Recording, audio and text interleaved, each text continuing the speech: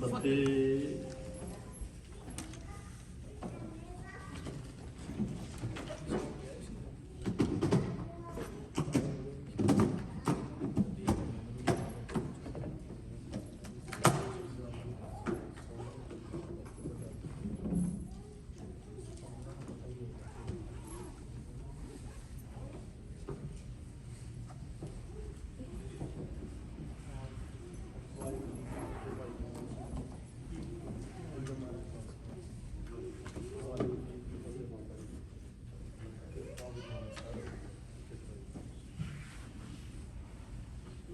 ਸਤਨਾਮ ਸ਼੍ਰੀ ਵਾਹਿਗੁਰੂ ਸਾਹਿਬ ਜੀ।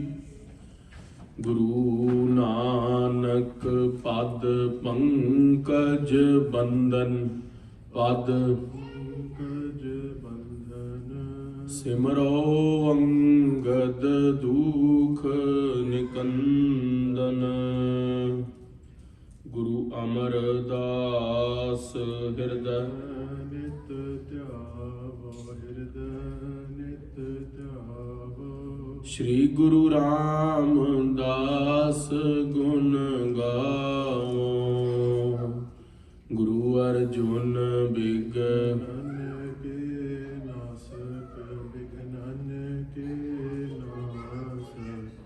ਸ਼੍ਰੀ ਹਰਗੋਬਿੰਦ ਸ਼ੁਭ ਸੁਮਤ ਪ੍ਰਕਾਸ਼ਕ। ਸ਼੍ਰੀ ਹਰਿ ਰਾਇ ਨਮੋ ਕਰ ਜੋਰੀ, ਵਾਹਿਗੁਰੂ ਨਮੋ ਕਰ ਜੋਰੀ। ਸ਼੍ਰੀ ਹਰਿ ਕ੍ਰਿਸ਼ਨ ਮਨਾਉ ਬਹੋਰੀ। ਗੁਰ ਤੇਗ ਬਹਾਦੁਰ ਪਰਮ ਕਿਰਪਾਲਾ, ਸਤਿਗੁਰ ਪਰਮ ਕਿਰਪਾਲਾ। ਸ਼੍ਰੀ ਗੁਰੂ ਗੋਬਿੰਦ ਸਿੰਘ ਵਿਸਾਲਾ। ਤਰੋ ਤਰਾ ਤਰ ਪੁਨ ਪੁਨ ਸੀਸਾ, ਵਾਹਿਗੁਰੂ ਪੁਨ ਪੁਨ ਸੀਸਾ। ਬੰਦੋ ਬਾਰ ਬਾਰ ਜਗਦੀਸ਼ਾ। ਏਕ ਓੰਕਾਰਾ ਸਤਿਗੁਰੂ ਤਿਹ ਪ੍ਰਸਾਦ ਸਚ ਹੋਏ। ਵਾਹਿਗੁਰੂ ਜੀ ਕੀ ਫਤਿਹ। ਬਿਘਨ ਬਿਨਾਸਨ ਸੋਏ। ਗੁਰ ਕਾ ਸ਼ਬਦ ਕਮਾਏ ਜਿਨ, ਜੀਤੇ ਪੰਚ ਵਿਕਾਰ। ਤਿਨ ਸੰਤਨ ਕੋ ਬੰਦਨਾ, ਸਿਰ ਚਰਨਨ ਪਰ ਤਾਰ। ਕਹਾਂ ਬੁੱਧ ਪ੍ਰਭ ਤੁਛ ਹਮਾਰੀ, ਬਰਨ ਸਕੈ ਮਹਿਮਾ ਜੋ ਤਿਹਾਰੀ। ਹਮ ਨਾ ਸਕਤ ਕਰ ਸਿਫਤ ਤੁਮਹਾਰੀ, ਜੀ आप लिहो तुम कथा सुधारी। हम ना सकत कर सिफत तुम्हारी, आप लिहो तुम कथा सुधारी। सतनाम श्री वाहिगुरु साहिब जी। दोहरा प्रभ आज्ञा मह तथा सदीवा, रहो राजी बन गुरमुख जीवा। जप तप बरत दान फल सारे, इस ते प्राप्त होए सुखारे। वाहिगुरु जी का खालसा, वाहिगुरु जी की फतेह। धन धन चवर छतर तखत दे मालक, सच्चे पातशाह अंतरयामी गुरु गरीब निवाज, ਕਿਰਪਾ ਨਿਧਾਨ ਸਤਿਗੁਰੂ ਸ੍ਰੀ ਗੁਰੂ ਗ੍ਰੰਥ ਸਾਹਿਬ ਮਹਾਰਾਜ ਜੀ ਦੀ ਪਾਵਨ ਪਵਿੱਤਰ ਗੋਦ ਦਾ ਆਨੰਦ ਮਾਣ ਰਹੀ ਗੁਰੂ ਕਾ ਖਾਸ ਰੂਪ, ਗੁਰੂ ਸਵਾਰੀ ਗੁਰੂ ਖਾਲਸਾ ਸਾਧ ਸੰਗਤ ਜੀ। ਆਪ ਸਮੂਹ ਸਾਧ ਸੰਗਤ ਨੇ ਸੋਦਰ ਰਹਿਰਾਸ ਸਾਹਿਬ ਜੀ ਦੇ ਪਾਠਾਂ ਤੋਂ ਉਪਰੰਤ ਗੁਰਬਾਣੀ ਦੇ ਰਸ ਭਿੰਨੇ ਕੀਰਤਨ ਭਾਈ ਬਖਸ਼ੀਸ਼ ਸਿੰਘ ਜੀ ਫਰੀਦਕੋਟੀਆਂ ਵਾਲਿਆਂ ਤੋਂ ਸਰਵਣ ਕੀਤੇ ਨੇ। ਆਓ ਹੁਣ ਗੁਰੂ ਇਤਿਹਾਸ ਦੀ ਜੋ ਲੜੀਵਾਰ ਕਥਾ ਵੀਕਐਂਡ ਦੇ ਦੀਵਾਨਾਂ ਦੇ ਅੰਦਰ ਗੁਰੂ ਅੰਗਦ ਦੇਵ ਪਾਤਸ਼ਾਹ ਦਾ ਇਤਿਹਾਸ ਚੱਲ ਰਿਹਾ ਹੈ, ਉਹ ਵੀ ਪ੍ਰੇਮ ਦੇ ਨਾਲ ਸਰਵਣ ਕਰੀਏ। ਸੱਚੇ ਪਾਤਸ਼ਾਹ ਮਹਾਰਾਜ ਗੁਰੂ ਅੰਗਦ ਦੇਵ ਜੀ ਪਾਤਸ਼ਾਹ ਦੇ ਚਰਨਾਂ ਦਾ ਧਿਆਨ ਧਰੀਏ। ਪਾਤਸ਼ਾਹ ਮਹਾਰਾਜ ਜੀ ਦੇ ਚਰਨਾਂ ਦਾ ਧਿਆਨ ਧਰਦੇ ਹੋਏ ਵਾਹਿਗੁਰੂ ਮੰਤਰ ਜਪਦੇ ਹੋਏ, ਪਾਰ ਜਾਤ ਇਹੋ ਹਰ ਕੋ ਨਾਮ, ਕਾਮ ਧੇਨ ਹਰ ਹਰ ਗੁਣਗਾਮ, ਸਭ ਤੇ ਉੱਤਮ ਹਰ ਕੀ ਕਥਾ, ਨਾਮ ਸੁਨਤ ਦਰਦ ਦੁਖ ਲੱਥਾ। ਵਾਹਿਗੁਰੂ ਦਾ ਨਾਮ ਹਿਰਦੇ 'ਚ ਜਪਦੇ ਹੋਏ ਗੁਰੂ ਅੰਗਦ ਦੇਵ ਪਾਤਸ਼ਾਹ ਦਾ ਚਿੱਤ ਦੇ ਅੰਦਰ ਧਿਆਨ ਧਰਦੇ ਹੋਏ ਆਓ ਗੁਰੂ ਇਤਿਹਾਸ ਦੀ ਕਥਾ ਬੜੇ ਪ੍ਰੇਮ ਦੇ ਨਾਲ ਸਰਵਣ ਕਰੀਏ। ਸਾਰੀ ਸੰਗਤ ਮਨ ਚਿੱਤ ਬਿਰਤੀਆਂ ਨੂੰ ਇਕਾਗਰ ਕਰਕੇ ਸਤਿਗੁਰੂ ਗੁਰੂ ਨਾਨਕ ਪਾਤਸ਼ਾਹ ਦਾ ਬਖਸ਼ਿਆ ਗੁਰਮੰਤਰ ਜਪਣਾ ਕਰੀਏ, ਜੋ ਸਾਰੇ ਹੀ ਵਿਘਨਾਂ ਨੂੰ ਨਾਸ਼ ਕਰ ਦਿੰਦਾ ਹੈ। ਆਖਣਾ ਕਰੀਏ ਸਤਿਨਾਮ ਸ੍ਰੀ ਵਾਹਿਗੁਰੂ ਸਾਹਿਬ ਜੀ, ਸਤਿਨਾਮ ਸ੍ਰੀ ਵਾਹਿਗੁਰੂ ਸਾਹਿਬ ਜੀ। ਚੌਪਈ ਪ੍ਰਭ ਆਗਿਆ ਮਹਿ ਤਥਾ ਸਦੀਵਾ। ਸੱਚੇ ਪਾਤਸ਼ਾਹ ਗੁਰੂ ਅੰਗਦ ਦੇਵ ਮਹਾਰਾਜ ਜੀ ਦਾ ਇਤਿਹਾਸ ਚੱਲ ਰਿਹਾ ਹੈ। ਆਪ ਸਮੂਹ ਸਾਧ ਸੰਗਤ ਨੇ ਪਿਛਲੇ ਪ੍ਰਕਰਣਾਂ ਵਿੱਚ ਸਰਵਣ ਕੀਤਾ ਸੀ। ਇੱਕ ਭਾਈ ਜੀਵਾ ਨਾਮ ਦਾ ਸਿੱਖ ਗੁਰੂ ਅੰਗਦ ਦੇਵ ਪਾਤਸ਼ਾਹ ਦਾ ਖਿਚੜੀ ਬਣਾ ਕੇ ਮਹਾਰਾਜ ਲਈ ਲੈ ਕੇ ਆਉਣ ਦੀ ਇੱਛਾ ਰੱਖਦਾ ਸੀ ਦਹੀਂ ਦੇ ਨਾਲ। ਬਾਹਰ ਮੀਂਹ ਗੜੀ ਤੇ ਹਨੇਰੀ ਚੱਲ ਪਈ ਤੇ ਗੁਰੂ ਅੰਗਦ ਦੇਵ ਮਹਾਰਾਜ ਨੂੰ ਕਹਿਣ ਲੱਗਾ, ਮਹਾਰਾਜ ਮੈਂ ਅਰਦਾਸ ਕਰਨਾ ਚਾਹਨਾ, ਮੀਂਹ ਕਣੀ ਰੁਕ ਜਾਏ। ਮਹਾਰਾਜ ਨੇ ਕਿਹਾ ਨਹੀਂ ਭਾਈ, ਜੋ ਵੀ ਹੋ ਰਿਹਾ ਉਹ ਪਰਮੇਸ਼ਵਰ ਦੇ ਹੁਕਮ ਵਿੱਚ ਹੋ ਰਿਹਾ, ਉਸ ਨੂੰ ਮੋੜੀ ਦਾ ਨਹੀਂ ਹੁੰਦਾ। ਤੇ ਪਰਮੇਸ਼ਵਰ ਦੇ ਹੁਕਮ ਦੇ ਅੰਦਰ ਹੀ ਉਹ ਮੀਂਹ ਗੜੀਆਂ ਪੈ ਰਹੀਆਂ ਨੇ। ਤੇ ਜਿਹੜੀ ਇਸ ਟਾਈਮ ਧੂੜ ਉੱਡ ਰਹੀ ਹੈ, ਮਿੱਟੀ ਉੱਡ ਰਹੀ ਹੈ, ਇਸ ਦੇ ਨਾਲ ਕਈਆਂ ਦੀ ਕਿਰਤ ਚੱਲ ਰਹੀ ਹੈ। ਸਮੁੰਦਰਾਂ ਦੇ ਅੰਦਰ ਜਹਾਜ਼ਾਂ ਨੂੰ ਚੱਲਣ ਦੇ ਲਈ ਵੇਗ ਇਸ ਹਵਾ ਕਰਕੇ ਮਿਲ ਰਿਹਾ ਹੈ। ਉਪਰੰਤ ਜਿਹੜਾ ਤਾਂਬੇ ਦੇਸ਼ ਦੀ ਧਰਤੀ ਦੇ ਵਿੱਚ ਸੱਪ ਰਹਿੰਦੇ ਨੇ, ਉਹਨਾਂ ਦੀ ਖੁਰਾਕ ਵੀ ਇਹੀ ਧੂੜ ਗਰਦ ਹੈ ਜਿਹੜੀ ਉੱਡ ਰਹੀ ਹੈ। ਸੱਚੇ ਪਾਤਸ਼ਾਹ ਮਹਾਰਾਜ ਨੇ ਕਿਹਾ ਪ੍ਰਭੂ ਦਾ ਨਾਮ ਜਪਿਆ ਕਰੋ। ਅਸੀਂ ਤਾਂ 4 ਘੜੀ ਪਿੱਛੋਂ ਰੁਕ ਕੇ ਖਿਚੜੀ ਤੇ ਦਹੀਂ ਛਕ ਲਵਾਂਗੇ। ਜੇ ਲੰਗਰ ਹੁਣ ਨਹੀਂ ਬਣੇਗਾ ਥੋੜੀ ਦੇਰ ਬਾਅਦ ਬਣ ਜਾਵੇਗਾ, ਪਰ ਪਰਮੇਸ਼ਵਰ ਦੀ ਰੇਖ ਦੇ ਅੰਦਰ ਮੇਖ ਨਹੀਂ ਮਾਰਨੀ ਚਾਹੀਦੀ। ਸੱਚੇ ਪਾਤਸ਼ਾਹ ਮਹਾਰਾਜ ਗੁਰੂ ਅੰਗਦ ਦੇਵ ਮਹਾਰਾਜ ਜੀ ਨੇ ਉਪਦੇਸ਼ ਦਿੱਤਾ। ਭਾਈ ਜੀਵਾ ਜੀ ਨੂੰ ਵਾਹਿਗੁਰੂ ਗੁਰਮੰਤਰ ਦੇ ਨਾਲ ਜੁੜਨ ਦਾ ਉਪਦੇਸ਼ ਦਿੰਦੇ ਹੋਏ ਅੱਜ ਮਹਾਰਾਜ ਉਹਨਾਂ ਦੀ ਵਿਦਾਇਗੀ ਕਰ ਰਹੇ ਨੇ। ਰਹੋ ਰਾਜ਼ੀ ਬਨ ਗੁਰਮੁਖ ਜੀਵਾ। ਵਾਹਿਗੁਰੂ ਵਾਹਿਗੁਰੂ ਵਾਹਿਗੁਰੂ ਮੰਤਰ ਜਪਦੇ ਹੋਏ ਪਰਮੇਸ਼ਵਰ ਦੀ ਰਜ਼ਾ ਦੇ ਅੰਦਰ ਆਪਣੇ ਮਨ ਨੂੰ ਰਾਜ਼ੀ ਰੱਖਣਾ, ਭਾਣਾ ਮੰਨਣਾ। ਭਾਣੇ ਜੇਵੜ ਹੋਰ ਦਾਤ ਨਾ ਹੈ। ਭਾਣੇ ਤੋਂ ਵੱਡੀ ਹੋਰ ਕੋਈ ਵੀ ਦਾਤ ਨਹੀਂ ਹੁੰਦੀ। ਜਿਹੜਾ ਵਾਹਿਗੁਰੂ ਦਾ ਭਾਣਾ ਮੰਨਦਾ ਹੈ, ਗੁਰੂ ਪਰਮੇਸ਼ਵਰ ਸੱਚੇ ਪਾਤਸ਼ਾਹ ਦੇ ਭਾਣੇ ਨੂੰ ਸੱਤ ਕਰਕੇ ਮੱਥੇ ਤੇ ਲਾਉਂਦਾ ਹੈ, ਉਸ ਦੀ ਚੜ੍ਹਦੀ ਕਲਾ ਹੋ ਜਾਂਦੀ ਹੈ। ਗੁਰੂ ਮਹਾਰਾਜ ਕਹਿੰਦੇ ਜੋ ਵੀ ਵਾਹਿਗੁਰੂ ਦਾ ਭਾਣਾ ਹੈ ਉਹਨੂੰ ਚੰਗਾ ਕਰਕੇ ਮੰਨੋ, ਭਲੀ ਰਜਾਏ ਨੂੰ, ਰਜ਼ਾ ਨੂੰ ਪਰਮੇਸ਼ਵਰ ਦੀ ਭਲੀ ਕਰਕੇ ਜਾਣੋ। ਜਪ ਤਪ ਬਰਤ ਦਾਨ ਫਲ ਸਾਰੇ। ਜਿੰਨੇ ਵੀ ਦਾਨ ਕੀਤੇ ਨੇ, ਜਪ ਤਪ ਕੀਤੇ ਨੇ ਤੇ ਹੋਰ ਚੰਗੇ ਪਾਸੇ ਆਪਣੇ ਸਰੀਰ ਨੂੰ ਬਾਹਰਲੇ ਕਰਮਾਂ ਕਰਕੇ ਤੇ ਮਨ ਕਰਕੇ ਬਚਨਾ ਕਰਕੇ ਜੋੜਦੇ ਆ, ਉਹ ਸਾਰੇ ਹੀ ਤਾਂ ਉਹਨਾਂ ਦਾ ਫਲ ਪ੍ਰਾਪਤ ਹੁੰਦਾ ਹੈ ਜੇ ਅਸੀਂ ਨਾਲ ਪਰਮੇਸ਼ਵਰ ਦਾ ਭਾਣਾ ਮੰਨੀਏ। ਇਸ ਤੇ ਪ੍ਰਾਪਤ ਹੋਏ ਸੁਖਾਰੇ। ਜਿਹੜਾ ਪਰਮੇਸ਼ਵਰ ਦੇ ਭਾਣੇ ਨੂੰ ਮੰਨਦਾ ਹੈ ਉਸ ਨੂੰ ਸੁਖਾਲਾ ਹੀ ਸਭ ਕੁਝ ਪ੍ਰਾਪਤ ਹੋ ਜਾਂਦਾ ਹੈ। ਜਪ ਤਪ ਭਗਤੀ ਗਿਆਨ ਜੋ ਪਰਮੇਸ਼ਵਰ ਦੇ ਭਾਣੇ ਨੂੰ ਮਿੱਠਾ ਕਰਕੇ ਮੰਨਦਾ ਹੈ। ਸਿਮਰਹੁ ਸਤਿਨਾਮ ਕਰ ਪ੍ਰੀਤ। ਸਾਰੀ ਸੰਗਤ ਆਖਣਾ ਕਰੋ ਸਤਨਾਮ ਸ੍ਰੀ ਵਾਹਿਗੁਰੂ। ਮਹਾਰਾਜ ਕਹਿ ਰਹੇ ਨੇ ਸਤਨਾਮ ਵਾਹਿਗੁਰੂ ਦਾ ਜਾਪ ਭਾਈ ਜੀਵਾ ਜੀ ਕਰਿਆ ਕਰੋ, ਕਿਉਂਕਿ ਸਤਨਾਮ ਵਾਹਿਗੁਰੂ ਦਾ ਜਾਪ ਕਰਨੇ ਦੇ ਨਾਲ ਰਸਨਾ ਵੀ ਪਵਿੱਤਰ ਹੁੰਦੀ ਹੈ। ਪ੍ਰਭ ਕੈ ਸਿਮਰਨ ਰਿੱਧ ਸਿੱਧ ਨੌ ਨਿਧ। ਪ੍ਰਭ ਕੈ ਸਿਮਰਨ ਗਿਆਨ ਧਿਆਨ ਤਤ ਬੁੱਧ। ਪ੍ਰਭੂ ਦਾ ਸਿਮਰਨ ਕਰਨ ਦੇ ਨਾਲ ਰਿੱਧੀਆਂ ਸਿੱਧੀਆਂ ਪ੍ਰਾਪਤ ਹੁੰਦੀਆਂ ਨੇ। ਹਿਰਦੇ 'ਚ ਸੱਚੇ ਪਾਤਸ਼ਾਹ ਅਕਾਲ ਪੁਰਖ ਵਾਹਿਗੁਰੂ ਦਾ ਗਿਆਨ ਪ੍ਰਾਪਤ ਹੁੰਦਾ ਤੇ ਉਹ ਵਾਹਿਗੁਰੂ ਮੰਤਰ ਨੂੰ ਭਾਈ ਜੀਵਾ ਜੀ ਜਪਿਆ ਕਰੋ। ਤਿਆਗਹੁ ਤਨ ਹੰਤਾ ਇਮ ਨੀਤ। ਹਿਰਦੇ ਦੀ ਹੰਗਤਾ ਨੂੰ ਤਿਆਗ ਦੇਣਾ ਚਾਹੀਦਾ ਹੈ। ਤਨ ਦੀ ਹੰਤਾ ਨੂੰ, ਜਿਹੜਾ ਤਨ ਦੀ ਹਉਮੈ ਕਰਨੀ, ਮੈਂ ਕਾਜ ਕਰ ਰਿਹਾ, ਮੈਂ ਕਰ ਰਿਹਾ। ਤੇਰੇ ਅੰਦਰ ਪਰਮੇਸ਼ਵਰ ਦੀ ਜੋਤ ਹੈ ਤਾਂ ਤੂੰ ਕਾਜ ਕਰ ਰਿਹਾ। ਜੇ ਪਰਮੇਸ਼ਵਰ ਦੀ ਜੋਤ ਨਾ ਹੋਵੇ ਤਾਂ ਕੋਈ ਵੀ ਕਾਜ ਨਹੀਂ ਹੋ ਸਕਦਾ। ਬ੍ਰਹਮ ਗਿਆਨ ਤਬ ਪਾਏ ਸੁਖੇਨ। ਸੱਚੇ ਪਾਤਸ਼ਾਹ ਮਹਾਰਾਜ ਜੀ ਕਹਿੰਦੇ, ਜਿਹੜਾ ਵੀ ਵਿਅਕਤੀ ਭਾਣੇ ਨੂੰ ਮਿੱਠਾ ਕਰਕੇ ਮੰਨਦਾ ਹੈ, ਉਸ ਨੂੰ ਬ੍ਰਹਮ ਗਿਆਨ ਦੀ ਪ੍ਰਾਪਤੀ ਹੁੰਦੀ ਹੈ। ਜਿਹੜਾ ਸ੍ਰੇਸ਼ਟ ਗਿਆਨ ਹੈ, ਜਿਹੜਾ ਮੁਕਤੀ ਦੇਣ ਵਾਲਾ ਹੈ, ਉਸ ਗਿਆਨ ਦੀ ਪ੍ਰਾਪਤੀ ਪ੍ਰਭੂ ਦੇ ਸਿਮਰਨ ਕਰਦੇ ਹੋਏ ਭਾਣਾ ਮੰਨਣ ਦੇ ਨਾਲ ਹੁੰਦੀ ਹੈ। ਜਨਮ ਮਰਨ ਪੁਨ ਬਨ ਹੈ ਕਦੇਨ।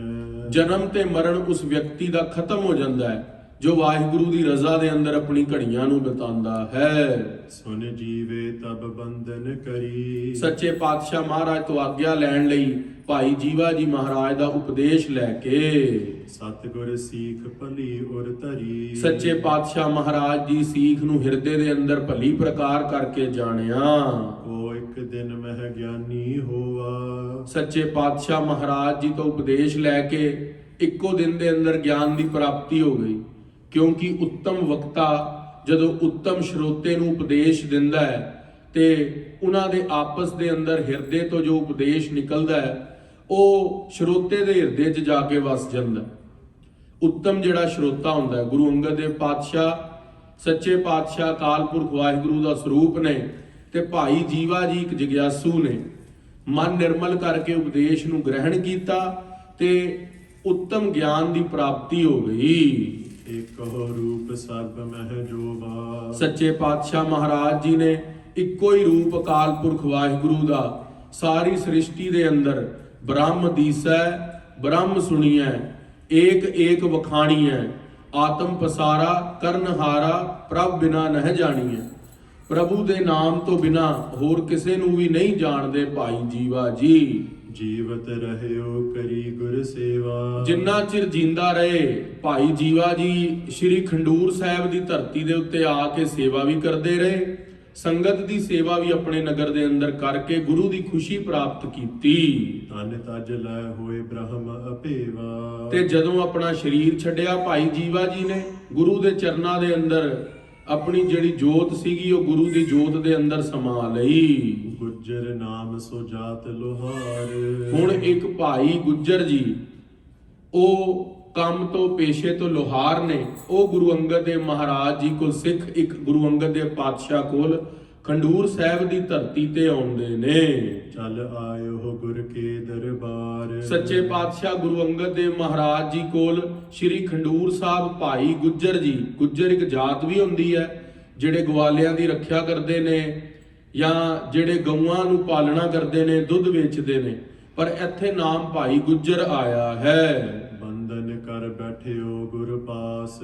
ਇਹ ਸਾਰੀ ਕਥਾ ਸ਼ਹੀਦ ਭਾਈ ਮਣੀ ਸਿੰਘ ਜੀ ਨੇ ਵੀ ਸਿੱਖਾਂ ਦੀ ਭਗਤਮਾਲ ਨਾਮਕ ਇੱਕ ਗ੍ਰੰਥ ਦੇ ਅੰਦਰ ਭਾਈ ਸੂਰਤ ਸਿੰਘ ਜੀ ਲਖਾਰੀ ਨੂੰ ਲਗਾ ਕੇ ਲਿਖੀ ਸੀਗੀ। ਤੇ ਇਹੀ ਕਥਾ ਕਵੀਰਾਜ ਭਾਈ ਸੰਤੋਖ ਸਿੰਘ ਜੀ ਨੇ ਵੀ ਸ਼੍ਰੀ ਗੁਰਪ੍ਰਤਾਪ ਸੂਰਜ ਗ੍ਰੰਥ ਦੇ ਅੰਦਰ ਲਿਖੀ ਹੈ। ਇਹੀ ਕਥਾ ਭਾਈ ਗੁਰਦਾਸ ਜੀ ਨੇ ਆਪਣੀ 41ਵੀਂ ਵਾਰ ਦੇ ਅੰਦਰ ਗੁਰਸਿੱਖਾਂ ਦੀ ਕਥਾ ਲਿਖੀ ਹੈ। ਤੇ ਹੁਣ ਉਹੀ ਭਾਈ ਗੁੱਜਰ ਜੀ ਜੋ ਕਿ ਲੋਹਾਰ ਨੇ ਪੇਸ਼ੇ ਤੋਂ ਗੁਰੂ ਅੰਗਦ ਦੇਵ ਮਹਾਰਾਜ ਜੀ ਕੋਲ ਖੰਡੂਰ ਸਾਹਿਬ ਆਏ ਨੇ। ਦਰਸ਼ਨ ਦੇਖ ਕਰੀ ਅਰਦਾਸ। ਸੱਚੇ ਪਾਤਸ਼ਾਹ ਗੁਰੂ ਅੰਗਦ ਦੇਵ ਮਹਾਰਾਜ ਜੀ ਨੂੰ ਮੱਥਾ ਟੇਕ ਕੇ ਪਾਤਸ਼ਾਹ ਦੇ ਅੱਗੇ ਹੱਥ ਜੋੜ ਕੇ ਬੇਨਤੀ ਕਰਨ ਲੱਗੇ। ਸੁਨੋ ਗੁਰੂ ਜੀ ਹੇਤ ਆਹਾਰ। ਸੱਚੇ ਪਾਤਸ਼ਾਹ ਗੁਰੂ ਅੰਗਦ ਦੇਵ ਮਹਾਰਾਜ ਜੀ ਆਪ ਜੀ ਦੇ ਦਰਸ਼ਨਾਂ ਦੀ ਅਭਿਲਾਖਾ ਲੈ ਕੇ ਤੇ ਆਪ ਜੀ ਦੇ ਚਰਨਾਂ ਦੀ ਸੇਵਾ ਦੀ ਅਭਿਲਾਖਾ ਲੈ ਕੇ ਆਇਆ ਹਾਂ। ਦਿਨ ਸਗਰੇ ਹਮ ਠਾਨ ਹੈ ਕਾਰ। ਮਹਾਰਾਜ ਅਸੀਂ ਲੋਹਾਰ ਦਾ ਕੰਮ ਕਰਦੇ ਹਾਂ। ਭਾਈ ਗੁੱਜਰ ਜੀ ਬੋਲੇ, ਸੱਚੇ ਪਾਤਸ਼ਾਹ ਮਹਾਰਾਜ ਜੀ ਮੈਂ ਲੋਹਾਰ ਦਾ ਕੰਮ ਕਰਦਾ। ਕਿਰਸਾਨਾਂ ਦੇ ਲਈ ਹਥੌੜੇ ਬਣਾ ਕੇ ਦੇਣੇ, ਜਿਹੜੇ ਉਦਯੋਗਪਤੀ ਨੇ ਉਹਨਾਂ ਦੇ ਲਈ ਬਕਸੇ ਤਿਆਰ ਕਰਕੇ ਦੇਣੇ, ਸਰਕਾਰਾਂ ਦੇ ਲਈ ਹਥਕੜੀਆਂ ਤਿਆਰ ਕਰਕੇ ਦੇਣੀਆਂ, ਲੋਹੇ ਦੇ ਕੰਮ ਕਰਨੇ, ਦਰਵਾਜ਼ਿਆਂ ਦੀਆਂ ਮੇਖਾਂ ਤਿਆਰ ਕਰਨੀਆਂ, ਹੋਰ ਕਈ ਪ੍ਰਕਾਰ ਦੇ ਕੰਮ ਕਰਨੇ। ਸੱਚੇ ਪਾਤਸ਼ਾਹ ਦਿਨ ਜਿਹੜਾ ਹੈ ਸਾਰਾ ਹੀ ਕਿਰਤ ਕਰਦੇ ਨਿਕਲ ਜਾਂਦਾ ਹੈ। ਫਸੇ ਗ੍ਰਹਸਥ ਪਾਏ ਨਾ ਅਵਿਕਾਸ਼।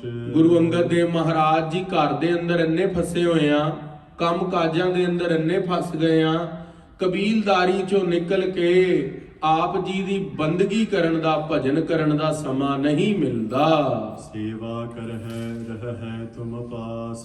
ਗੁਰੂ ਅੰਗਦ ਦੇਵ ਮਹਾਰਾਜ ਜੀ ਆਪ ਜੀ ਦੇ ਚਰਨਾਂ ਦੇ ਵਿੱਚ ਰਹਿ ਕੇ ਸੇਵਾ ਕਰਨ ਦਾ ਬੜਾ ਚਿੱਤ ਕਰਦਾ ਹੈ। ਕੁਛ ਕੁ ਚਿਰ ਖੰਡੂਰ ਸਾਹਿਬ ਰਹੀਏ, ਇੱਥੋਂ ਜਾਈਏ ਨਾ।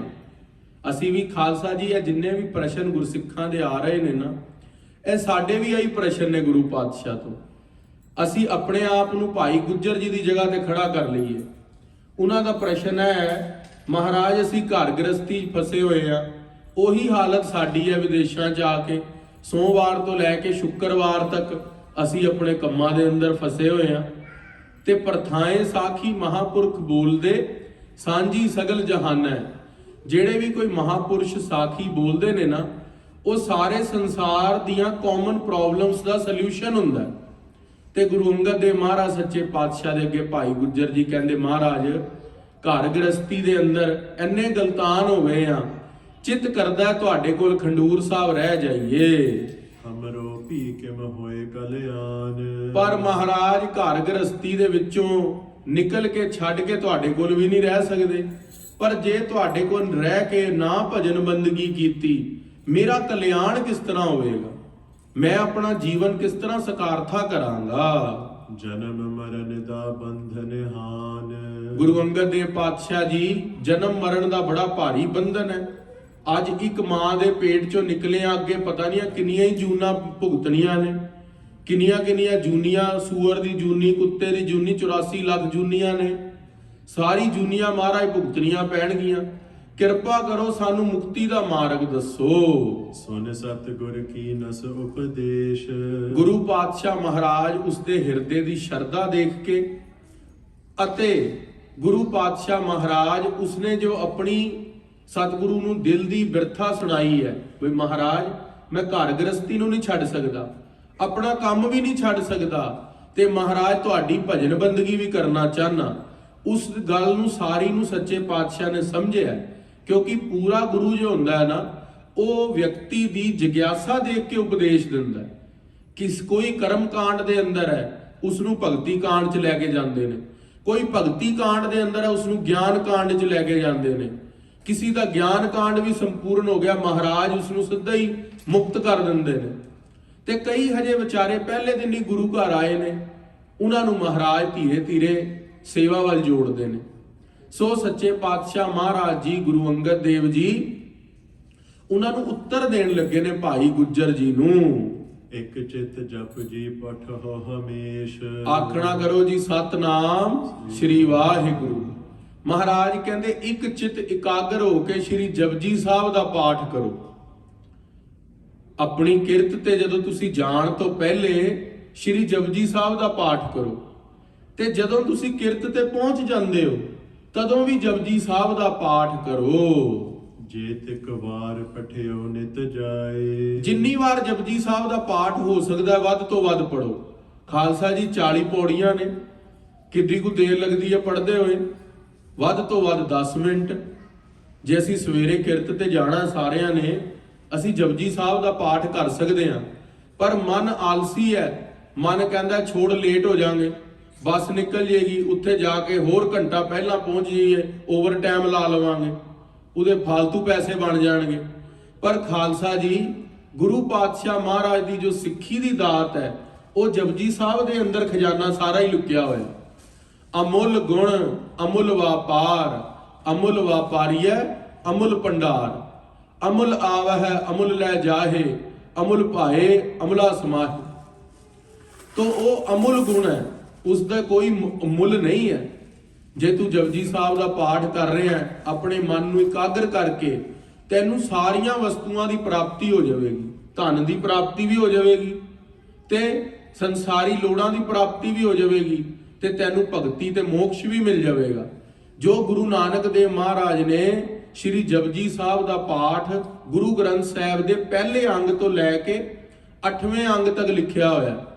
8 ਅੰਗ ਨੇ, ਜਦੋਂ ਆਪਾਂ ਰੋਜ਼ ਅਭਿਆਸ ਕਰੀਏ ਫਿਰ ਛੇਤੀ ਹੋ ਜਾਂਦਾ। ਜੇ ਆਪਾਂ ਆਰਾਮ ਨਾਲ ਪੜ੍ਹੀਏ, ਖੁੱਲ ਕੇ ਗੁਰਬਾਣੀ ਦਾ ਪਾਠ ਕਰੀਏ, ਟਾਈਮ ਲਾਈਏ, ਵੱਧ ਤੋਂ ਵੱਧ 15-20 ਮਿੰਟ 'ਚ ਹੋ ਜਾਂਦਾ। ਸੋ ਮਹਾਰਾਜ ਜੀ ਦੀ ਬਾਣੀ ਦਾ ਅਰਥ ਵਿਚਾਰਦੇ ਹੋਏ ਜਪਜੀ ਸਾਹਿਬ ਪੜੋ ਭਾਈ ਗੁੱਜਰ ਜੀ।